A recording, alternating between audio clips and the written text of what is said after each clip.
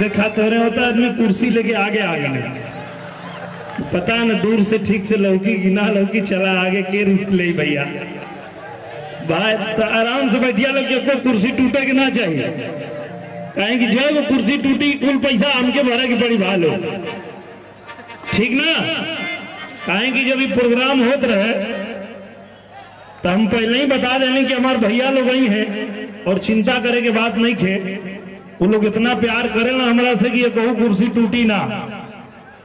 तो जो प्रोग्राम करेले वाले वो लोग पूछला टूटी तो हमको नहीं टूटी तो हमसे पैसा ले लिया लो तो तुरबा लोग ना तो हम लोग कबो चाहवा कि तो हम लोग के भाई के नुकसान होके ना भैया यह प्यार तो जिंदा रख ले और यही प्यार के पाके रात दिन एकदम गधा मतिन खटी लाओ सही बताओ थे सब